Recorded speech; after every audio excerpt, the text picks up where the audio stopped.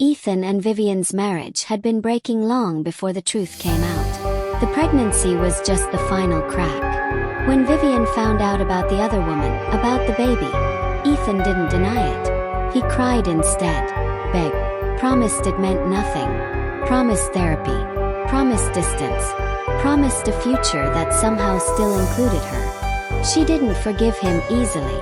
She didn't forgive him at all, really. But grief has a way of making people accept things they shouldn't. The vacation was Ethan's idea.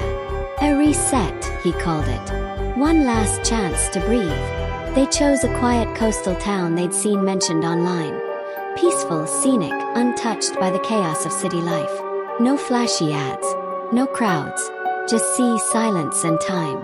The drive-in felt fine. Too fine, maybe. The roads were empty. The air heavy with salt and something Vivian couldn't name. The town welcomed them with narrow streets, faded buildings, and locals who stared a second too long before looking away. They checked into a seaside hotel, old but charming.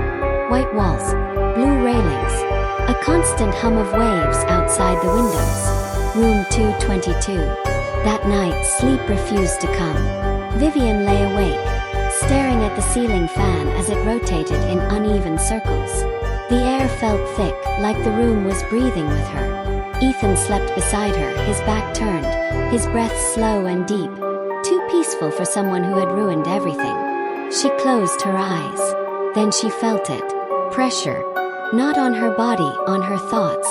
A whisper not loud enough to hear, but loud enough to feel. Like something brushing against the edges of her mind, testing her awareness. She sat up abruptly. The room was dark but not empty.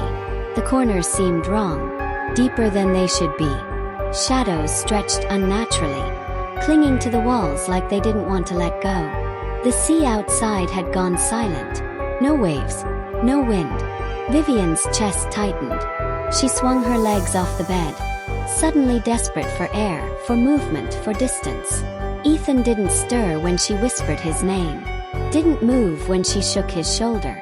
She told herself she was overreacting. She grabbed her cardigan and left the room. Outside, the night air was cool and sharp.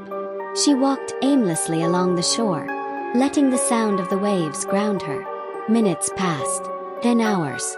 The sky slowly shifted from black to gray to gold. By the time the sun rose, her fear had dulled into exhaustion. She returned to the hotel. The receptionist, a middle-aged woman with pale eyes and a calm smile, looked up as Vivian approached the desk. "I'd like to order breakfast," Vivian said, forcing a small smile. "Room 222. The woman paused. "I'm sorry," she replied gently. "There is no room 222. Vivian laughed nervously. "That's not funny.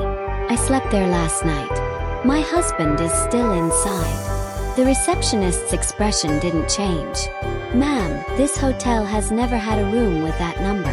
A chill ran down Vivian's spine.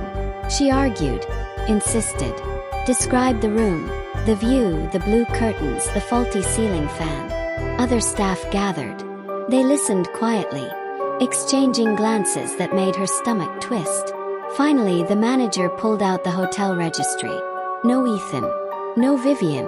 No room 222. They showed her every floor, every door.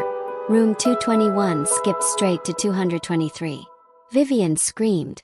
Police were called. Searches were conducted. Statements taken. Records checked. They found no sign of Ethan. No belongings, no phone activity. No footage of him entering or leaving the hotel. Only Vivian had ever been seen. Locals whispered. Some claimed the sea takes what it's owed. Others said the hotel used to stand on something older. Something that feeds on guilt, betrayal, and broken promises. Vivian was questioned for months. She was never charged. But Ethan was never found. To this day, guests at the Seaside Hotel report strange things.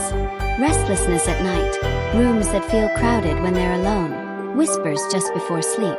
And sometimes when the moon is right, the front desk phone rings. The call always comes from a room that doesn't exist. Room 222.